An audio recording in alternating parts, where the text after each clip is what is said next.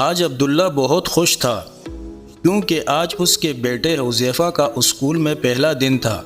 عبداللہ دن بھر رکشہ چلاتا اور جو کماتا اس سے گھر والے اللہ کا شکر ادا کرتے ہوئے زندگی گزارتے۔ عبداللہ ان پڑھ تھا، اسے پڑھنا لکھنا بالکل بھی نہیں آتا تھا۔ اسی وجہ سے وہ چاہتا تھا کہ اس کا بیٹا تعلیم حاصل کرے اور علم کے ذریعے پوری دنیا میں دین زندہ کرے۔ عبداللہ نے سب سے پہلے مسجد کے امام صاحب سے، جو عالم دین تھے، مشورہ کیا کہ عبداللہ کی تعلیم و تربیت کس طرح کی جائے۔ امام صاحب نے عبداللہ کو مشورہ دیا کہ سب سے پہلے حذیفہ بیٹے کو کسی اچھے دینی ماحول والے اسکول میں داخلہ دلوا دو۔ پھر کچھ عرصہ بعد جب حذیفہ بیٹا اچھی طرح پڑھنا لکھنا سیکھ لے تو اسے کسی اچھے مدرسے میں حفظ قرآن یاد کروا دیا جائے۔ عبداللہ کو امام صاحب کی باتیں بہت اچھی لگی۔ وہ امام صاحب سے اجازت لے کر گھر آیا اور حذیفہ کی والدہ کو امام صاحب کی کہی ہوئی باتیں بتائیں۔ حذیفہ کی والدہ ایک سمجھدار خاتون تھی، وہ بھی ان باتوں پر عمل کرنے کے لیے فوراً تیار ہو گئی۔ عبداللہ گھر کے قریب موجود اسکول گیا اور حذیفہ کا داخلہ اسکول میں کرا دیا۔ آج حذیفہ کا اسکول جانے کا پہلا دن تھا۔ ایسے لگ رہا تھا کہ عبداللہ کے گھر میں عید آ گئی ہے۔ سب گھر والے خوش تھے کہ آج حذیفہ اسکول جائے گا۔ حذیفہ کو اسکول کی نئی وردی یونیفارم پہنائی گئی۔ امی نے جلدی سے لنچ باکس میں حذیفہ کا پسندیدہ کھانا رکھ دیا اور حذیفہ کو پیار سے سمجھایا کہ دیکھو بیٹا، جب کھانے کا وقفہ ہو تو ہاتھ دھو کر بسم اللہ پڑھ کر سیدھے ہاتھ سے کھانا کھانا اور اپنے ساتھیوں کو بھی کھلانا۔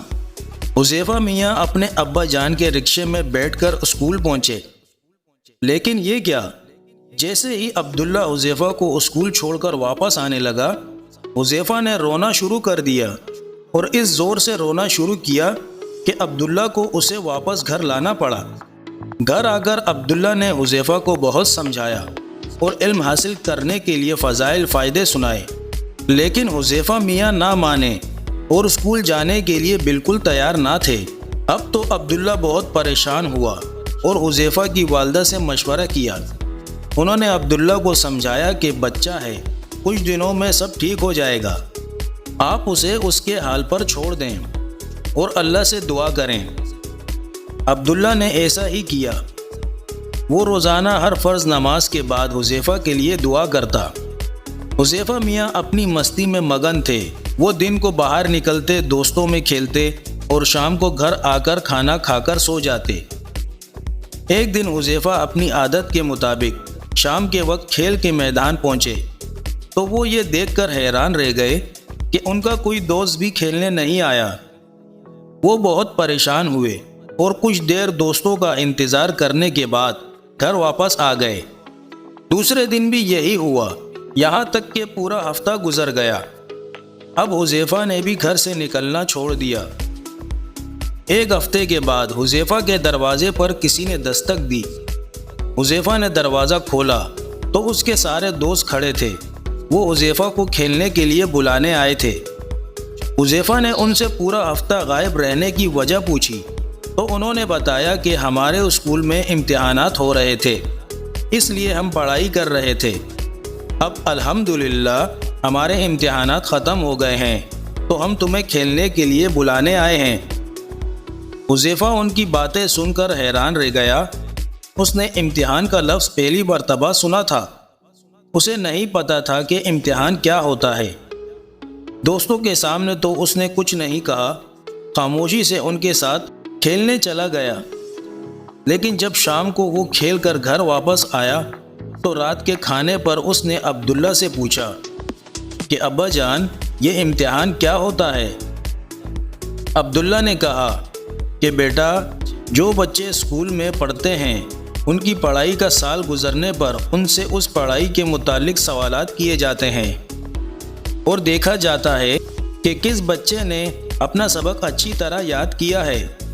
سب سے اچھی طرح سبق یاد کرنے والے بچے کو اچھے اچھے تحفے دیے جاتے ہیں اور گھر والے بھی خوش ہو کر ان کو انعامات دیتے ہیں۔ تحفوں اور انعامات کا سن کر حذیفہ کے منہ میں پانی آ گیا۔ اس نے اپنے ابو سے کہا ابو ابو کیا مجھے بھی انعامات مل سکتے ہیں؟ عبداللہ نے کہا کیوں نہیں، اگر تم اسکول جاؤ اور دل لگا کر پڑھو تو تمہیں بھی انعامات ملیں گے اور تمہارے امی ابو خوش ہوں گے، اور جب کسی بچے سے اس کے امی ابو خوش ہوں تو اس سے اللہ بھی خوش ہوتے ہیں اور ہر کام میں اس کی مدد کرتے ہیں۔ اب حذیفہ کو بہت افسوس ہوا کہ اس نے اپنے امی ابو کا دل دکھایا اور ان کی بات نہ مانی۔ اس نے اپنے امی ابو سے معافی مانگی اور ان سے وعدہ کیا کہ اب وہ ہمیشہ ان کی بات مانے گا اور کبھی بھی ان کی نافرمانی نہیں کرے گا۔ دوستو، امی ابو ہمیشہ ہماری اچھائی ہی سوچتے ہیں۔ ان کی چاہت ہوتی ہے کہ ان کا بیٹا بیٹی دنیا آخرت میں کامیاب ہو جائے، اس لیے کبھی بھی ان کی نافرمانی نہیں کرنی چاہیے، اور اگر کسی بات پر امی ابو ناراض ہو جائیں تو فوراً معافی مانگ لینی چاہیے، کیونکہ جس سے اس کے امی ابو ناراض ہوتے ہیں اس سے اللہ بھی ناراض ہو جاتے ہیں۔ ہمارے پیارے نبی صلی اللہ علیہ وآلہ وسلم فرماتے ہیں، والدین کی ناراضگی میں اللہ تعالیٰ کی ناراضگی ہے۔ پیارے دوستو، امید کرتا ہوں آج کی کہانی آپ لوگ کو پسند آئی ہوگی۔ ویڈیو کو اپنے دوستوں کے ساتھ شیئر کریں۔ ملتے ہیں اگلی ویڈیو میں۔ اللہ حافظ۔